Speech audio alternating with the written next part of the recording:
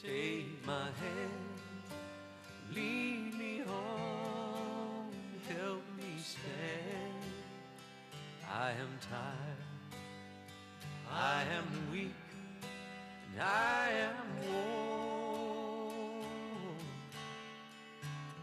Through the storm, through the night, lead me on to the light.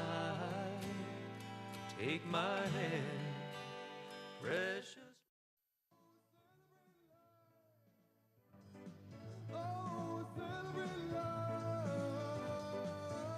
For as long as there have been babies born into this world, mankind has wondered about how life begins and develops in the womb. This is your bladder, and this is your baby right here. He's jumping for you. Look at him. Wow, I can't believe how developed he is. Look at him move. Yeah, he's been well developed since 8 weeks. He's had all his parts. Look at him. Oh, look at you. How come I can't feel that? You won't until the 4th month, but he's been moving in there since 8 weeks. He's got a whole lot of room in the womb to move, and with all that fluid, they're able to move around, do somersaults. You know, look at him. Do you believe it? You're going to have your hands full, girl. Look at that. The birth of a human life occurs at the moment of conception, when the mother's egg or ovum is fertilized by one of the father's sperm. During this act of conception, the two cells become a single living cell, a unique individual who never existed before in history and will never be duplicated again. Its heart begins to beat on about day 18.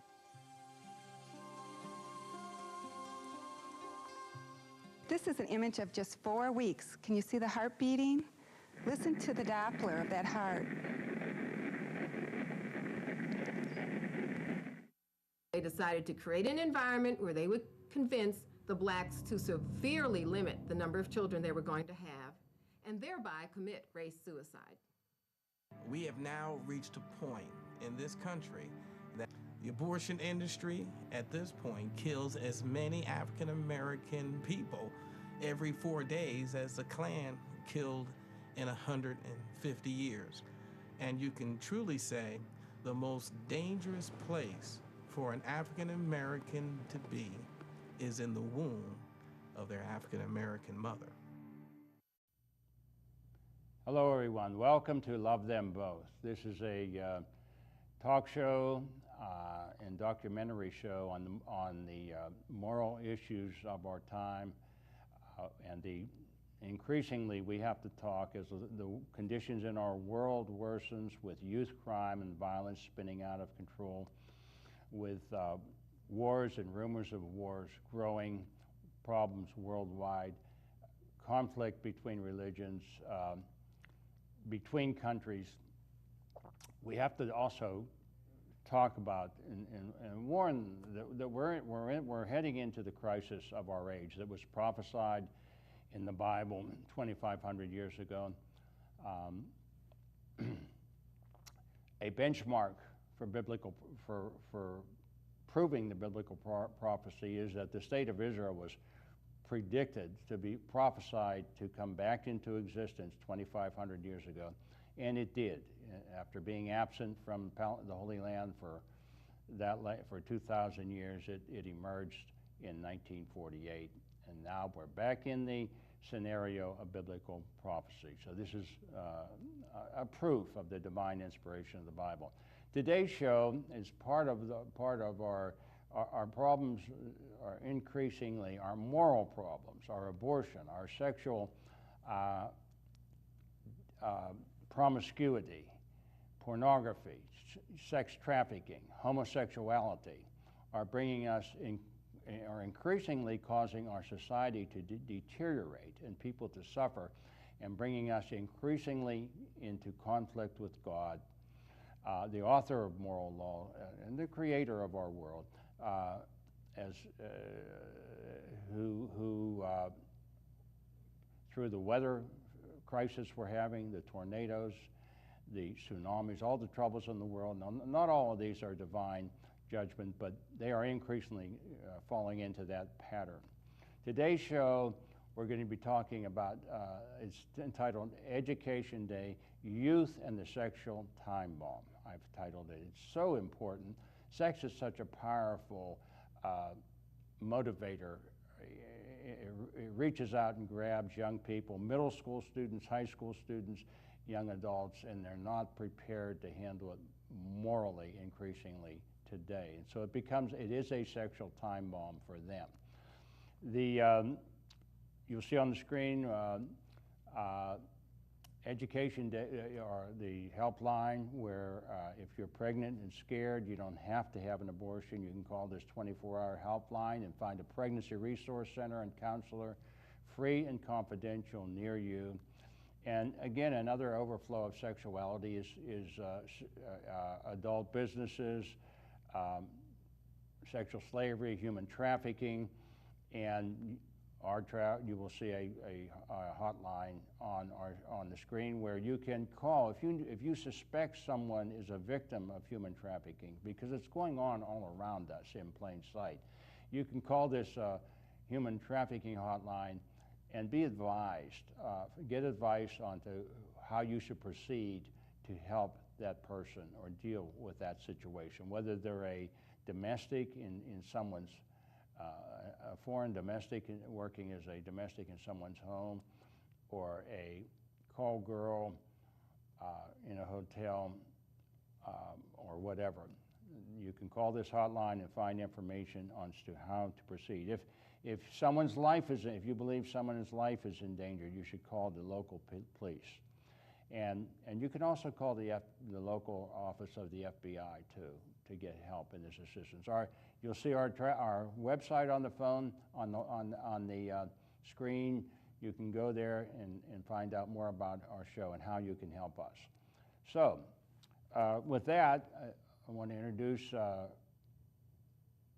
the Master of Ceremonies for Education. PCUC's Education Day was Rose Tennant.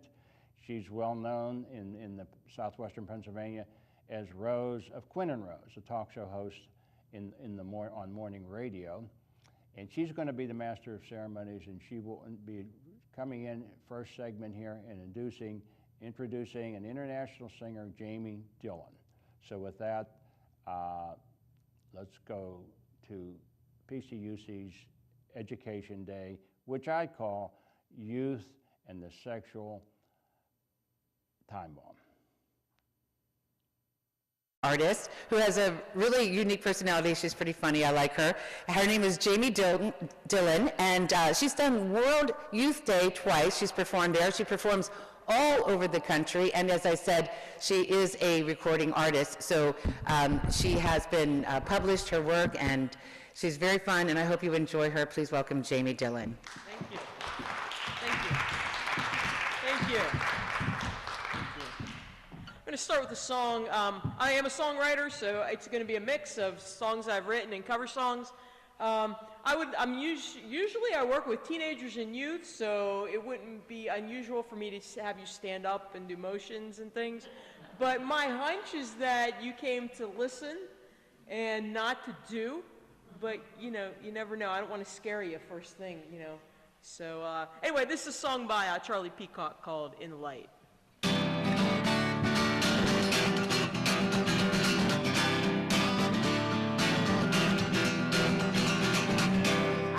Trying to find a life on my own, apart from you. I'm the queen of excuses. I've got one for every selfish thing I do. Tell me what's going on inside of me. I despise my own behavior. This only serves to confirm my suspicions that I'm still in need of a savior. I want to be in the light as you are in the light. I want to shine like the stars in the heavens. Oh Lord, be my light and be my salvation. That's all I want is to be in the light. All I want is to be in the light. Disease of self runs through my blood. It's a cancer fatal to my soul. Every attempt on my behalf has failed to bring this this under control. Tell me what's going on inside of me. I despise my own behavior. This only serves to confirm my suspicions that I'm still in need of a savior. Wanna be in the light as you are in the light. Wanna shine like the stars in the heavens. Oh Lord, be my light and be my salvation. 'Cause all I want is to be in the light. All I want is to be in the light. I wanna be in the light as you are in the light. Wanna shine like the stars in the heavens. Oh Lord, be my light and be my salvation. 'Cause all I want is to be in the light. 'Cause all I want is to be in the light. Thank you. Thank you. I'm wondering what you'll be when you grow up, what you'll do and where you'll go. On this road you'll travel far. There's one thing that you can know for sure. Your daddy's here and will love you. Caring and protecting daddy's girl is what I'll do. When your childhood is all through, when you leave and live out on your own, your daddy's here and will love you. Caring and protecting daddy's girl is what I'll do. Pornography is not victimless. Real men defend women and children no matter whose daughters they are. Become a defender today. Welcome back, everyone. Our next speaker in Education Day is going to be Mary Bedingfield. She was going to talk about what it was like to suffer an abortion and the aftermath and consequences and the effect of it on our life. She was 19. She'll tell you how she was 19 when she was married and her husband coerced her into having abortion, and she'll tell the rest of the story. One of the things I want you to look for in her story, decades later now, is the pain she still feels, the pain she was put under, faced with the loss of everything. The husband was threatening divorce. They had one child at the time, so he was able to put her under great pressure. I mean, to lose everything you've worked for or have an abortion. And it's a terrible thing to do to another person. This is a sexual time bomb. You get involved with sex outside of marriage or in ways that contradict God's laws. You have a time bomb on your hands. So with Mary, one of the things I want you to note was how the pain she felt while going through the process as she was humiliated and deceived, and there was no help, nothing in the world helped, even though she had hoped that various people would use their positions to help along the way. And of course, she's no longer married to that man. Now, there's a male figure, and that's what usually happens. Most abortions result in the dissolution of the relationship. They don't solve problems morally either. And in practical terms, most of the relationships, more than 50% of them, break up. The guilt and stress from abortion is just too negative. So she's her story is very, very, very moving, and this is an example of the sexual time bomb. When you play with sexuality in the wrong way, and young people need to, middle school, as early as middle school, they're getting involved with dating way too young. And our culture has done this. We have believed a lie that sex is a game, that it's fun, and it's not. It's very serious responsibility business, and Mary's life and her story will reflect that fact. So with this, I'd like you to tune in now and get ready to listen to Mary Bedingfield.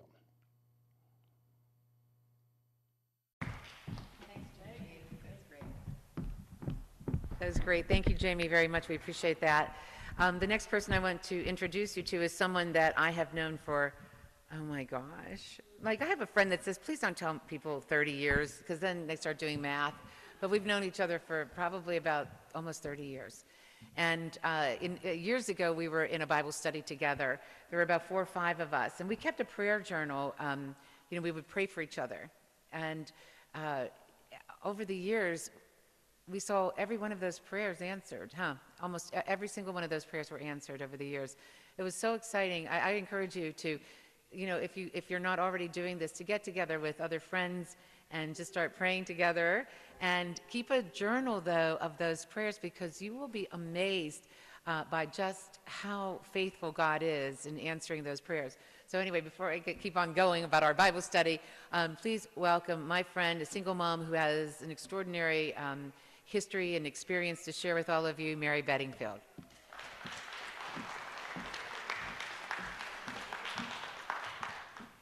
I had just turned 19. I was married. I had a little girl, and we were expecting our second child.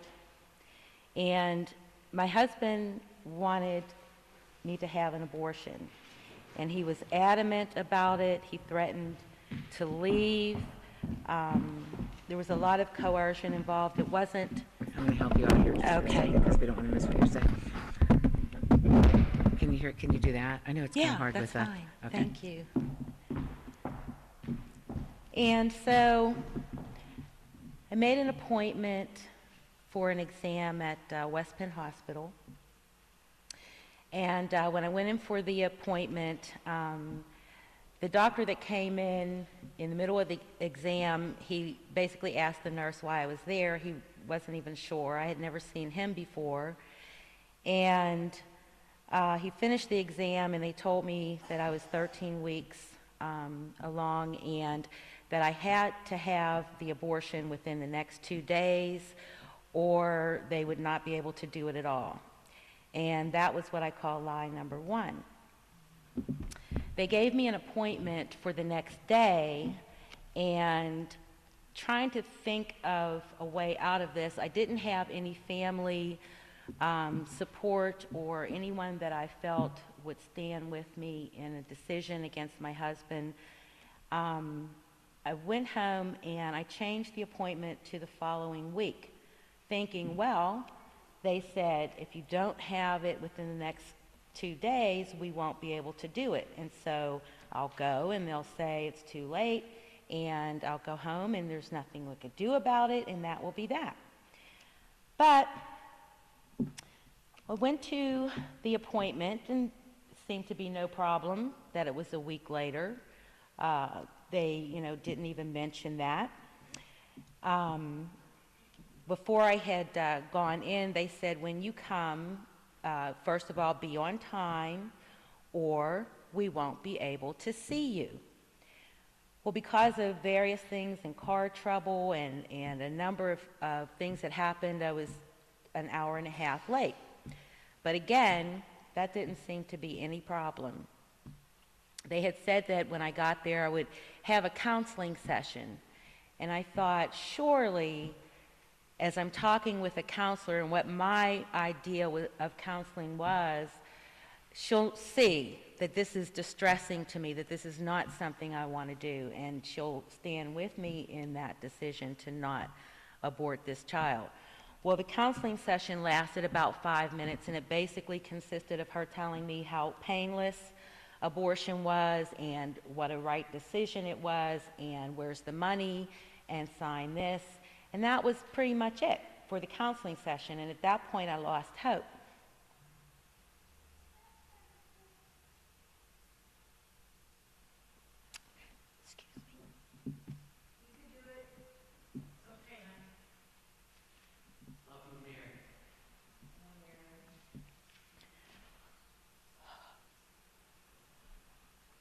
I went into the surgical room, and nurse's aide was standing beside me. She took my hand, and she began to console me, and I remember thinking, why is she being so conciliatory? Because they had said this is going to be a breeze, it's virtually painless, nothing more than at the most mild menstrual cramping. And her demeanor puzzled me. The doctor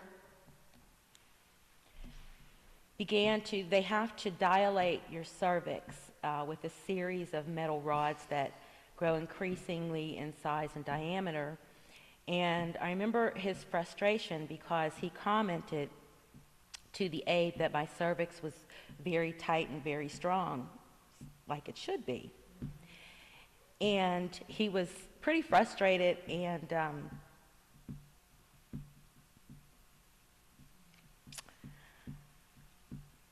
he found it necessary to be not so gentle.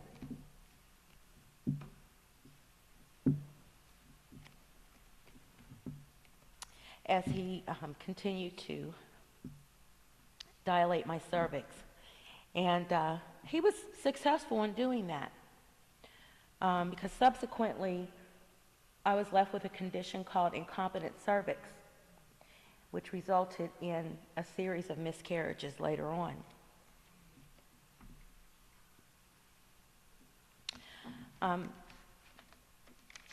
As the procedure went on and tears began to roll down my face, the nurse's aide that was holding my hand revealed another lie. She said, "You're doing very well. Usually by this time, girls are screaming out in pain." And I thought, that's not what they said. And they knew, but that's not what they told me.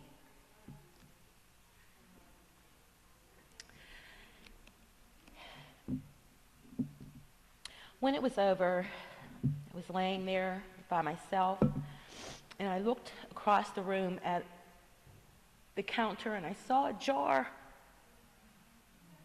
And I couldn't quite make it out from where I was, but I suspected what it was. And just as I had decided to get up and go and look at the pieces of my baby, another woman came in, and she saw where my gaze was headed, and she threw a cloth over the jar and whisked it out, and I could hear her in the other room yelling, "Who left this in there?" Because that was the last thing they would want me to see. And I think about the idea of choice. To me, choice is you have vanilla ice cream, you have chocolate ice cream, either one tastes just as good to you, you would be satisfied with either one, and you just decide, today I think I'll go for vanilla. That's a choice. When you feel frightened and coerced and threatened, when you feel, and you hear women say this all the time, that they have no choice, that's exactly right. That's not choice. The whole idea that abortion is a woman's choice is a fallacy.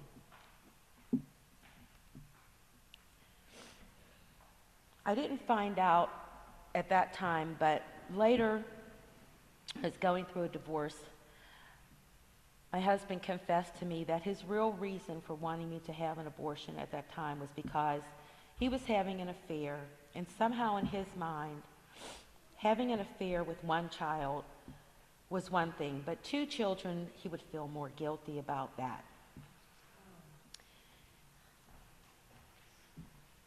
Thank you.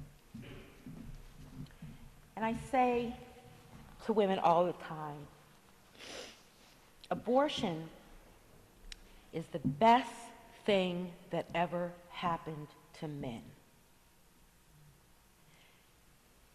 They can create children and not have to worry about the responsibility because there's the local abortion clinic. And women who have been told that this is their way out, that this is a woman exercising her power. What a lie, because it's the woman who has to deal with the effects afterwards.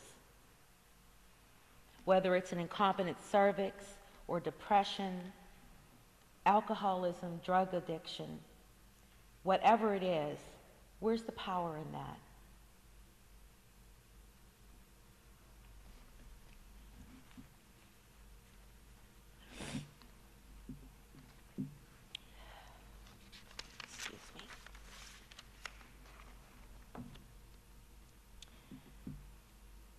There are many, many reasons. The fact that I'm standing here today even talking about abortion in America still boggles my mind. It is barbaric. It is a heinous act. And I have to wonder, after over 40 years, what would our society look like if we had not allowed this in? What would women look like? There are some here that will never know a world at this point without abortion.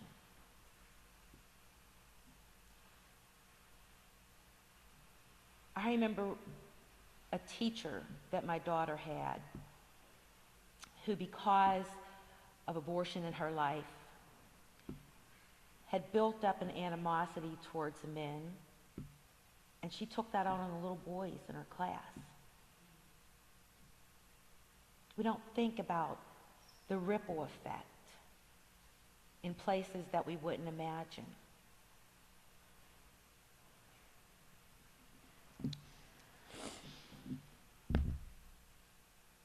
If you are under 40, you're a survivor of the American Holocaust. Over 40 million of your peers are gone. Maybe the one that had the cure to cancer. But what I think about most is the effect that it has had on women. We never know the woman sitting next to us, our sisters, our friends, our cousins. When we think about maybe their negativity or their depression and we can't see why, and we are building rapidly a world of wounded women. Women are to be the salve of a community. They have always been the moral standard. And abortion has destroyed that. Susan B. Anthony said the worst thing a woman can do is to kill her own child in her own womb. So if you're a survivor, I ask that you would be thankful for that. And I also want to remind you that abortion is a business. Carol Everett, who is a former head of a very lucrative abortion mill, had a background in sales. And she said, in sales, your goal is to overcome objections. Like Ford Motor Company, Kellogg's Cereal, Macy's Department Store, the goal is to sell you a product. And like Murder Incorporated, the product of abortion is the death of a human being for profit. Those who provide abortion are in it to make money at your expense, at the expense of our future generations. I beg you, don't let that happen.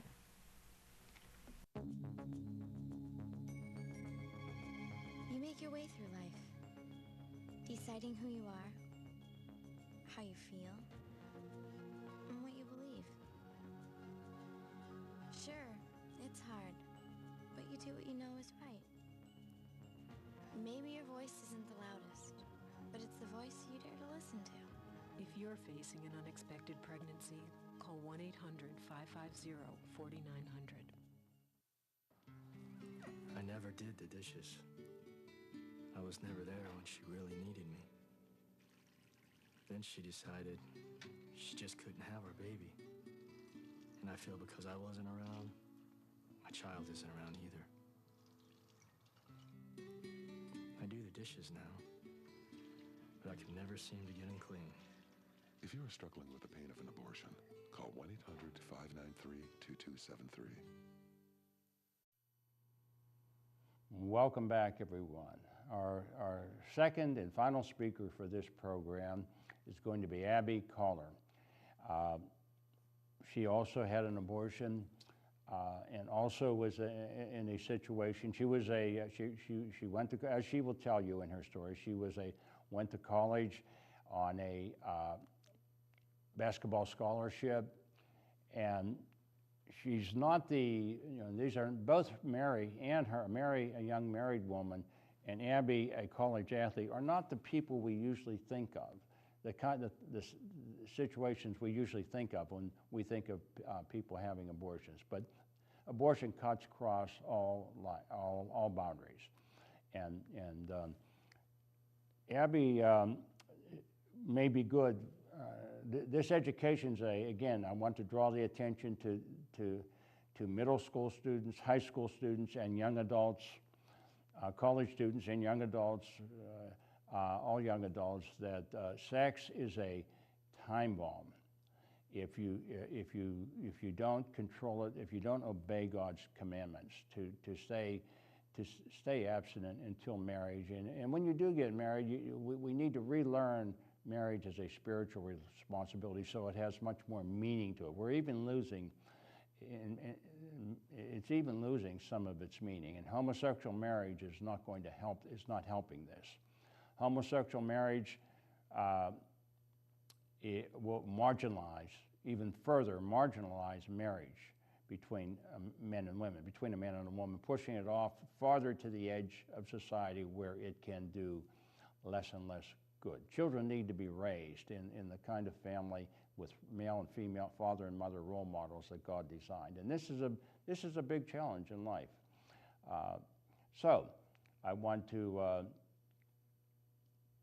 point out Abby is someone whom, as I said, as a college basketball player in her story, she is someone that maybe middle school students and high school, college students, young adults can readily identify with.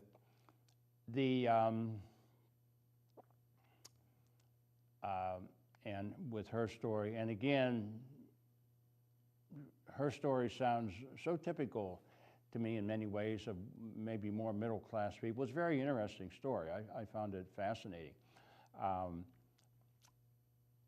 And I think you will too, so I want you to listen clearly. One more thing I want to mention about the sexual time bomb for youth is about adult businesses. Many young people don't realize the danger, the harm that adult businesses do in this equation. I know out where you are opposing a strip club out in McKeesport, Pennsylvania at this time, in the area where I am living, and I find that in talking to, not all young people certainly, but a surprising number of people are ignorant of the harm that adult businesses do, of this sexual time bomb. So let me give you this saying to remember. Let me bring it into focus for you. Adult businesses cause human trafficking. I'll say that again. Adult businesses cause human trafficking. This is a short way to try and point out the harm that adult businesses do, and which sexuality outside of marriage does, and outside of obedience to God's commandments. So with that, Let's get ready and let the Master of Ceremonies, Rose Tennant, introduce Abby Kohler. And a therapist with Rachel's Vineyard, and that's in Western Pennsylvania. It's a healing retreat for those who have been impacted by abortion, as well as she is also a very profound pro-life speaker with the Silent No More campaign. And she often volunteers her time with both of those ministries. Please welcome Abigail Kohler. Thank you all for having me, and thank you for coming out today. Of all the things that I do, I'm a clinical supervisor for a foster care agency, and I spend a lot of time doing a lot of different things. But the most important work and the most rewarding work that I do is that of working with Rachel's Vineyard and Silent No More in the post-abortion movement. I can't express enough how blessed I am to be able to speak out at something so heinous and try to help other people understand the gravity of the situation that we are faced with in America. And so I'm just going to ask a question. How many of you in here are familiar with Rachel's Vineyard? And I might be inclined to see if those lights are in my eyes. So I assume that I'm seeing that there's a lot of hands out there. The ministry of Rachel's Vineyard has been in existence since 1998, founded by Teresa Burke in Philadelphia out of the Project Rachel movement in Wisconsin. Our Western Pennsylvania interdenominational team has been holding retreats since 2006. So we've worked with a lot of women and men and family members who have been impacted by abortion, including people who have worked in the abortion industry, who have come to realize the danger and the horridness of what they've done. Rachel's Vineyard is a safe place to renew, rebuild, and redeem hearts that have been broken by abortion. They offer a supportive, confidential, and non-judgmental environment where women, men, and couples can express, release, and reconcile their painful post-abortive memories and emotions and begin the process of restoration, renewal, to hope and healing. The weekend retreats are not only for women and men parents who have been impacted by abortion, it's for grandparents, aunts, uncles, siblings, anyone who's been impacted by an abortion. So people that attend the retreat are really find that they can experience God's love and compassion, sometimes for the first time.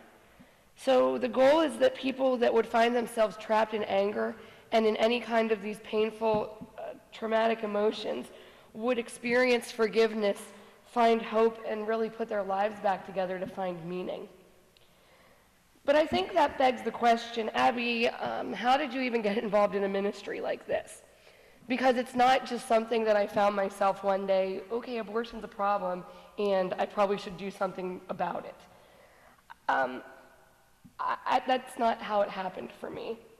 My story begins long before the day that I chose to have my own abortion. It begins really, and I think for most people it begins long before the day they find themselves in the clinic. It begins when I was in elementary and high school, being brought up in a family who was just filled with chaos. I was a basketball player and spent all my time in the gym. That's all I wanted to do was do something that would make my dad proud.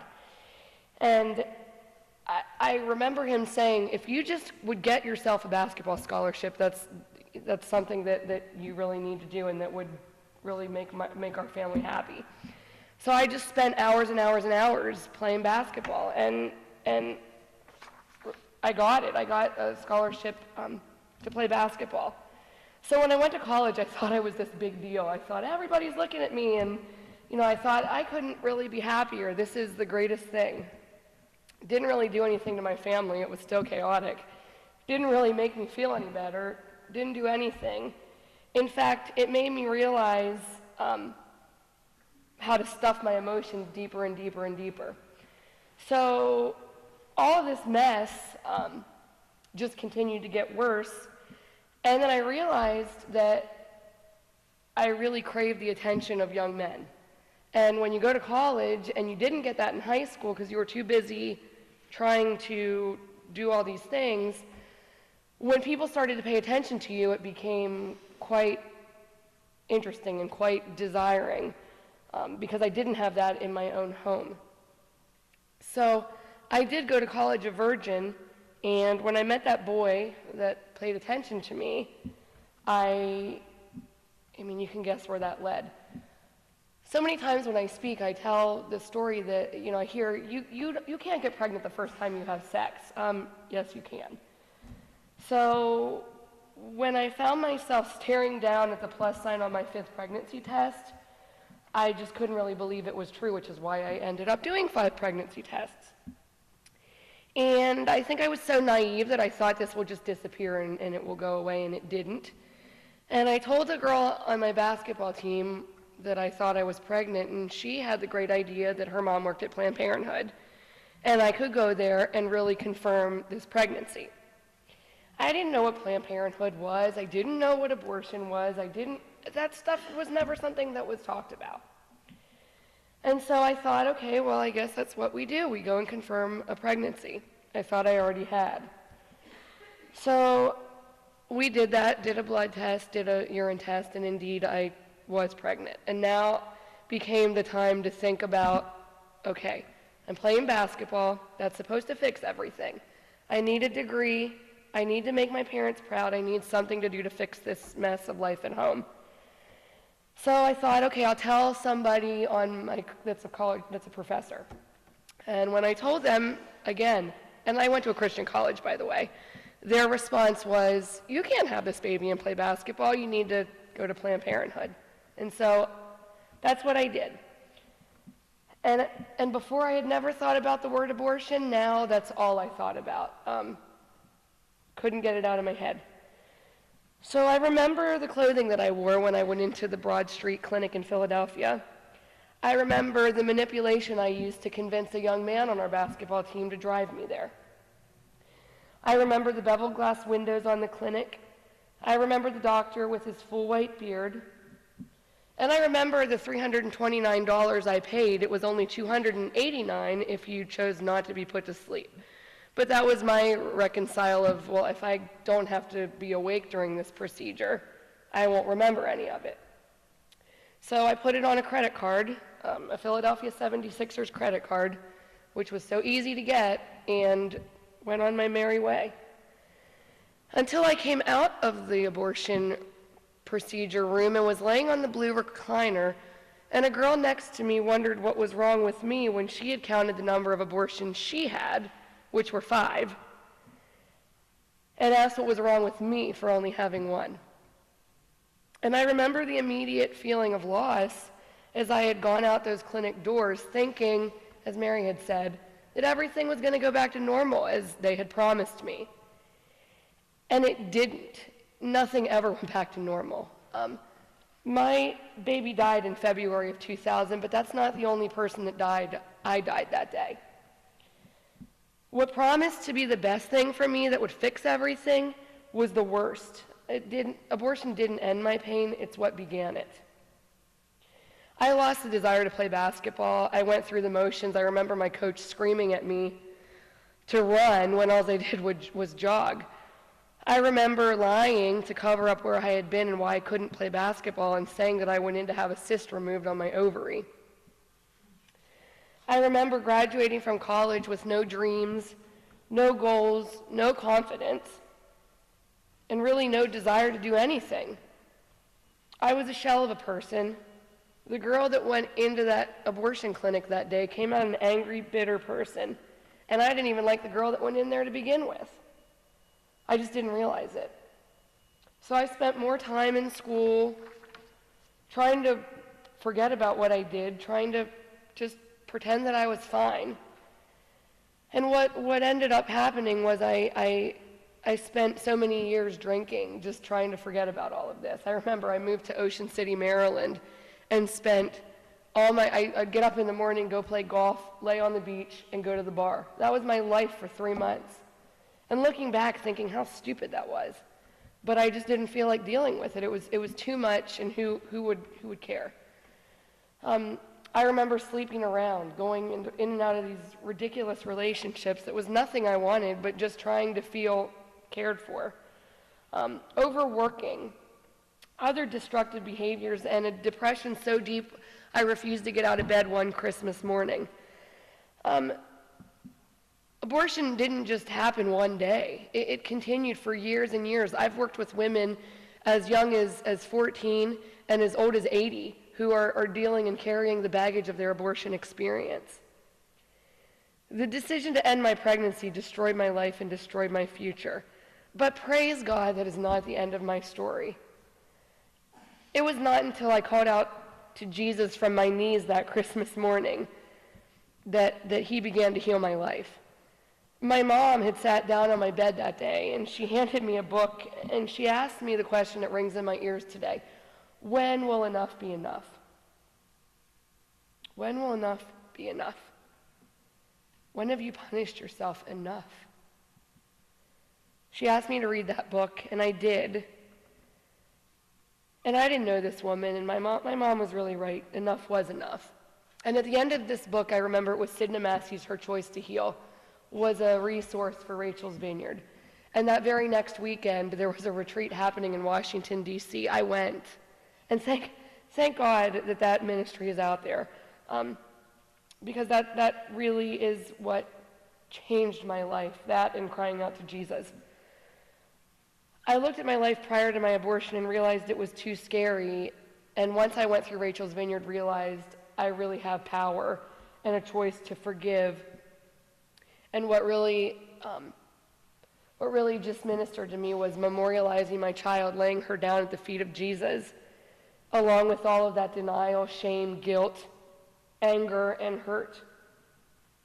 And as if that wasn't enough, he led me back to Rachel's Vineyard, first as a team member, and then as a team leader, and then he led me to direct a pregnancy center in Slippery Rock. And then he called me into full-time ministry as a therapist, where I'm able to work with women and men who have gone through horrific trauma, not just abortion. Abortion is just one kind of trauma. But really help others who are impacted by the abortion experience. And so I decided that since God saved my life, really I would give it back to him, and that's why I do all of these ministries as a way to give back to him and give honor and dignity to the daughter that I chose not to carry to term and have. I'm a mother of a 13-year-old girl who will be 14 in September, who just happens to live with Jesus now. So you may ask, now what?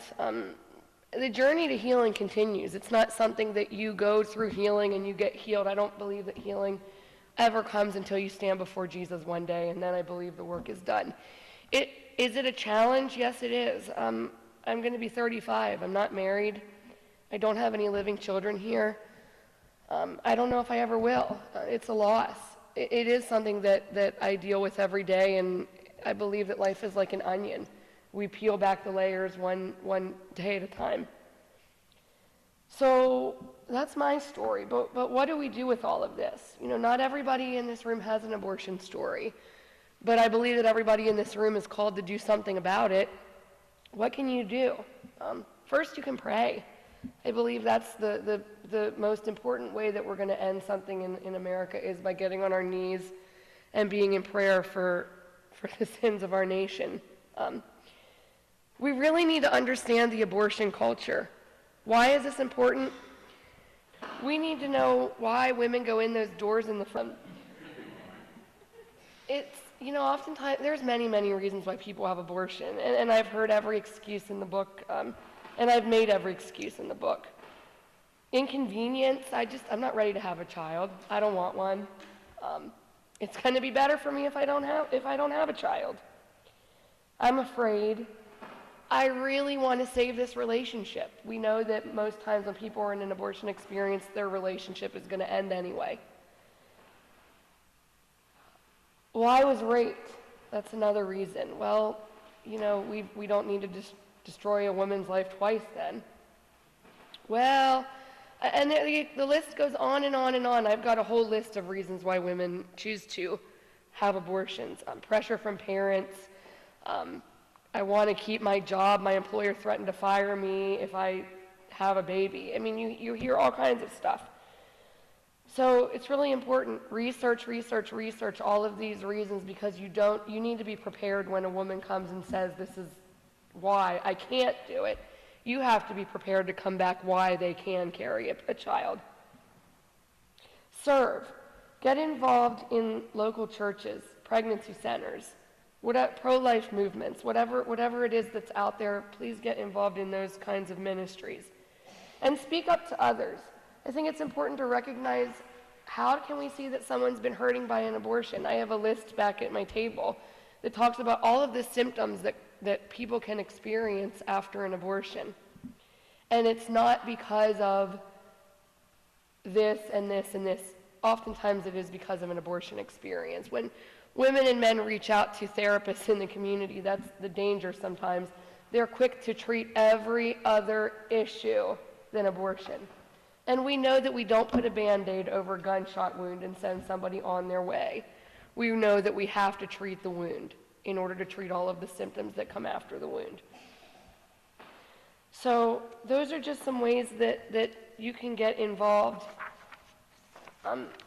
We live in a state that I think we need to count our blessings, that some states people can walk into clinics and just have abortions. Pennsylvania has some, it's not where we need to be, but we do have some laws that are in place that can really help people. Like, one of the things is 24-hour wait before you have to have an abortion. That's really a key time that people can get involved with finding a woman or a man and trying to change their mind during that time. And I have resources in the back. We know that 1 in 3 women will have an abortion in their lifetime. This isn't something that when you look around doesn't impact us. There are tons of statistics and tons of resources out there. We just need to plug women and men into the right resource and realize that there are other options out there other than abortion that can solve their problems. Abortion is not a fix.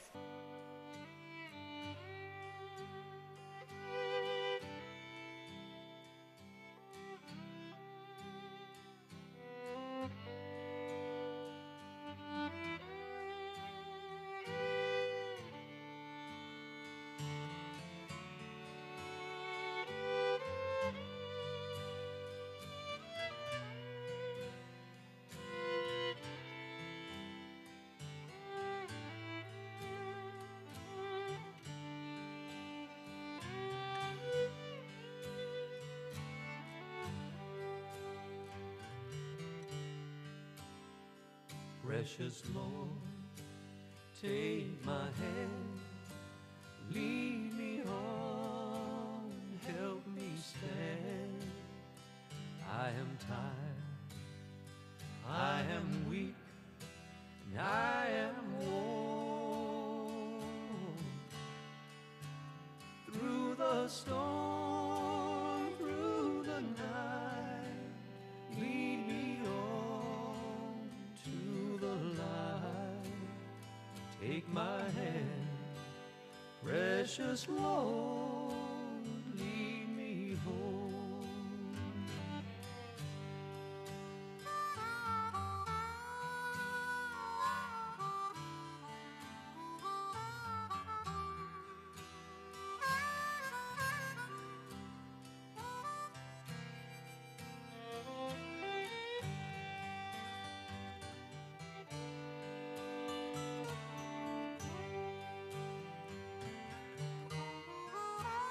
When my way grows drear, precious Lord, linger near.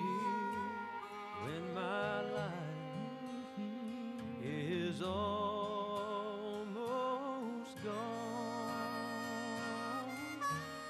hear my cry, hear my call, hold my hand, lest I fall. Take my hand, precious Lord, lead me home. Take my hand, precious Lord.